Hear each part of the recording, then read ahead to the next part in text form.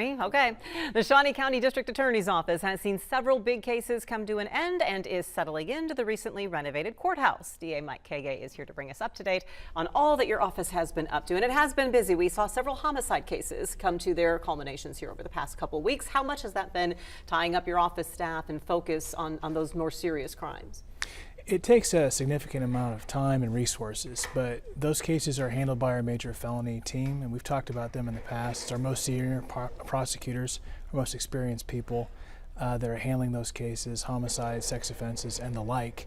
And unfortunately, we have been very busy, but we're getting outstanding results. Is there any particular reason for that? What are we seeing now from your office's end of it, the results of when we had that record crime year back in 2023? Absolutely, yeah. It does take on average at least 18 months or more for those homicide cases in particular to work through the process, the court process.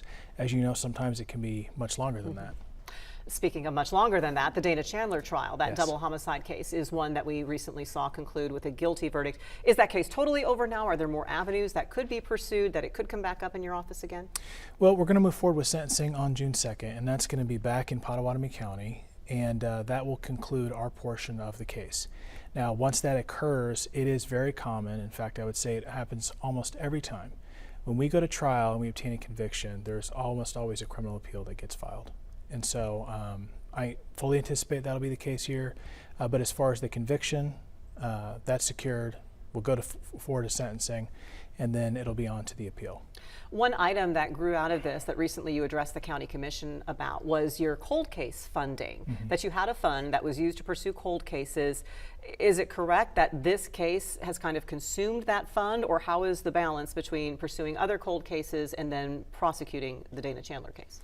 The Dana Chandler trial had a significant impact on that fund, but I don't think it's fair to say it completely depleted the fund. We investigate all manner of cold cases all the time. So if a murder is not solved, and by solved I mean it's either filed or we've identified who did it, and maybe that person has passed away, we have a cold case team that is working to solve those cases. And they're investigating, they're looking at old case files, they're looking at DNA testing, they're doing follow-up interviews, things like that. That's constantly happening. And when one of those cases comes forward in terms of a prosecution, then those expenses carry over into the court process itself. And that's what we saw in the Chandler case. How closely are you working with TPD when it comes to those cold case squads? How active is it right now? Oh, it's hand in hand, because the homicide unit at TPD is absolutely excellent. These are the best investigators you'll ever see. But the cold case investigator that I have is a former TPD investigator, so he's actually over there right now. He's embedded with them. And so it's a cooperative event. It's a partnership. There's a lot of focus on those and bringing those old cases to justice. I want to ask you about courthouse renovations. Yes. This has been an ongoing thing. We've seen cones and all sorts of manner of things all over the courthouse. How does this help your office, the specific things that were done that assist you? So the space is more habitable now, I guess you could say. You know, we had problems just in terms of temperature control, things that we all kind of take for granted. And, you know, we're there to do the work, and we're going to do the work, and so we're focused on that. But when it's 90 degrees in your office, it can be uncomfortable. It can be uncomfortable for witnesses who come in, for victims of crime who come in. And so just having a more balanced and regulated atmosphere is going to be really nice. Having the construction actually done, it's great. And so we're excited. We're ready to just continue our work and enjoy the new space. One element of the renovation has been adding some courtrooms and bringing some courtrooms up to date. When it comes to what you do, we've been talking for 5 years about the backlog that still has been created by COVID when you all had to shut down and things had to move a lot more slowly. When you have more courtrooms and a backlog, how does this help you maybe catch up and help victims and witnesses get justice, remember what it is that they have to testify about?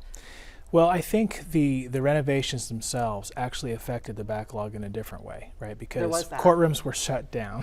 So when courtrooms are shut down, they're not available to maybe schedule as many trials as you want to maybe have as many court hearings.